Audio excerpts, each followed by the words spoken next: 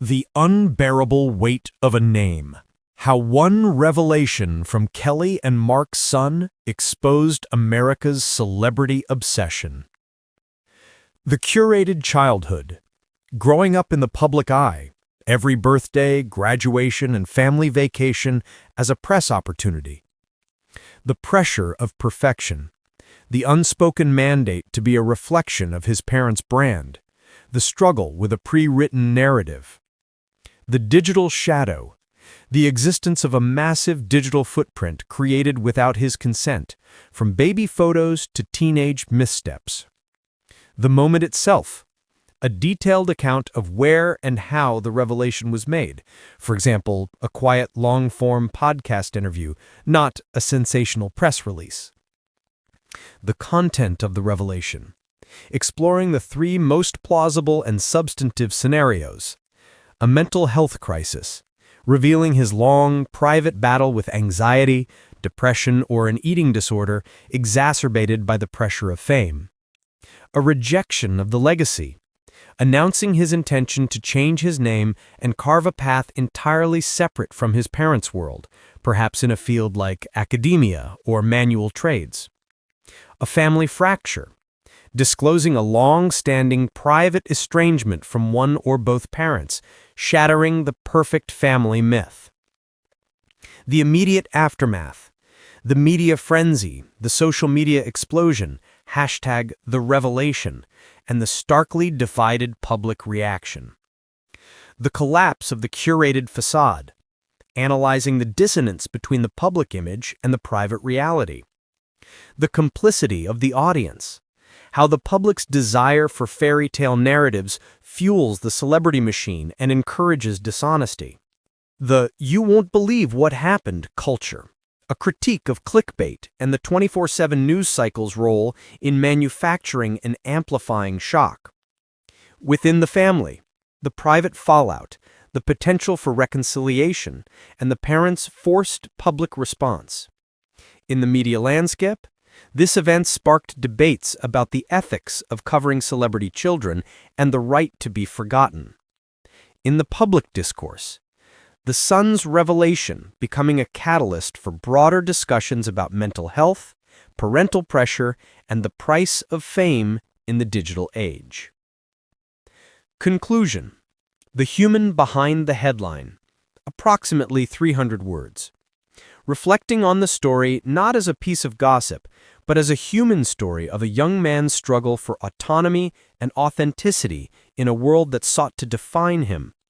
It posits that the real shock wasn't the revelation itself, but our own surprise that the person behind the curated image was in fact human all along.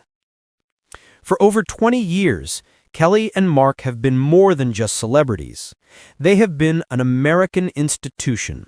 She, the effervescent talk show queen with a smile that could power a small city. He, the stalwart, charming actor from a beloved sitcom. Together, they represented a rare bastion of stability and grace in the tumultuous world of entertainment. Their love story was a modern fairy tale, their public appearances a masterclass in mutual adoration, and their family, a picture-perfect unit with 2 beautiful children, was the glittering crown jewel of their brand.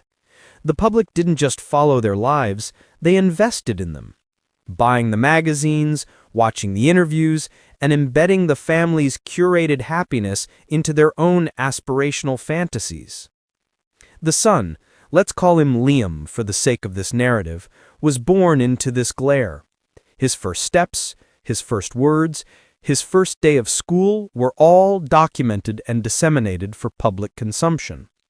He was not just a boy, he was Kelly and Mark's son, a character in the ongoing feel-good series of their lives.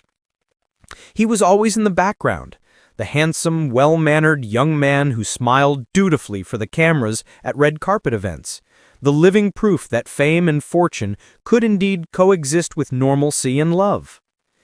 Then came the revelation. It didn't arrive with thunderous fanfare or a tearful sit-down on his mother's talk show. It came quietly, insidiously, during a long-form conversation on an intellectual podcast favored by artists and thinkers.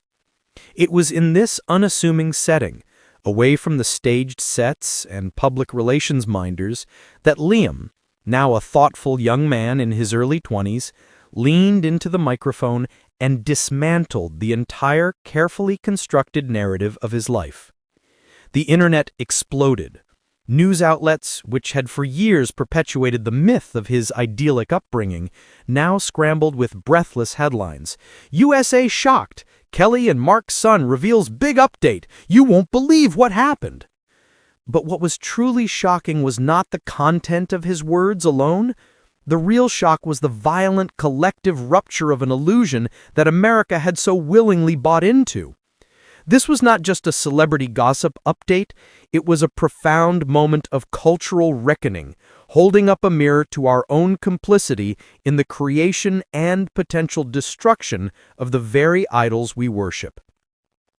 To understand the magnitude of Liam's revelation, one must first understand the nature of the world he was born into.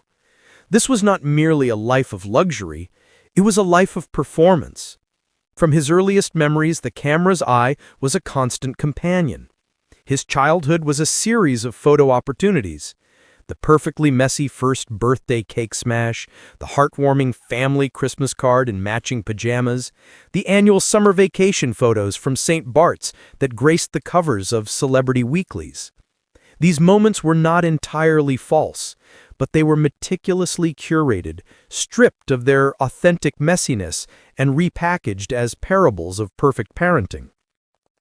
The pressure to conform to this image was immense and unspoken. There was a script to follow, a brand to uphold. In interviews, Kelly and Mark would lovingly speak of Liam's good grades, his athletic prowess, his kindness. He was in the public imagination the all-American son. But behind the closed gates of their mansion, this narrative created an impossible standard. What happened when he didn't make the team? When he struggled with calculus? When he had a screaming match with his parents over a missed curfew? Those moments were erased, existing only in the private, unairbrushed reality of their home. Liam grew up living two parallel lives, the one that was photographed, praised, and published, and the one that was real, messy, and his own. This duality was exacerbated by the digital age. Before he even owned a smartphone, he had a massive digital footprint. Thousands of pictures of him, from ultrasound to high school graduation, were available online, shared by his parents and paparazzi alike. Every awkward phase, every minor transgression captured by a long lens camera was potential fodder for a cruel headline or a social media meme. He was a public figure by genetic lottery. His identity was inextricably linked to a narrative he did not write. The quest for a simple, autonomous self became a battle against a ghost, the ghost of Kelly and Mark's perfect son. He learned to move through the world with a guarded posture, trusting few outside a small circle of friends. Dating was a nightmare. Was a potential partner interested in him or in the reflected glow of his famous parents? Academic achievements were scrutinized. Was he earning his place, or was it handed to him? This constant external judgment created an internal monologue of doubt and anxiety. The gilded cage of his life, while furnished with every material comfort, was still a cage. The walls were made of headlines, the lock was public expectation, and the key was held by a young man slowly realizing he had to forge his own. The setting for the revelation was itself a statement. Liam chose The Deep Dive, a podcast known for its meandering, philosophical, and often deeply personal conversations. Hosted by a soft-spoken former journalist, the show was the antithesis of the bright lights and rapid-fire questions of daytime talk shows. For nearly 2 hours, Liam spoke about his interest in philosophy, his passion for environmental science, and his thoughts on the future. He was articulate, measured, and strikingly self-aware.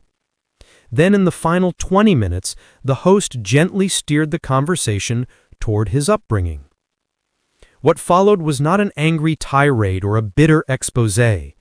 It was a calm, devastatingly clear-eyed autopsy of a childhood lived in the public eye. The big update was not a single salacious fact, but a layered confession that fundamentally altered the world's understanding of him and his family. While the full transcript would run for pages, the core of his revelation can be understood through three primary, interconnected themes. Scenario 1. The revelation of a silent struggle, mental health. Liam revealed that for most of his teenage years, he had been battling severe anxiety and a period of depression that bordered on debilitating. The pressure to be on at all times, to be the smiling, well-adjusted son his parents' brand required, was exhausting. He described panic attacks before public appearances, the feeling of being a fraud in his own skin, and the deep loneliness of feeling that no one could understand.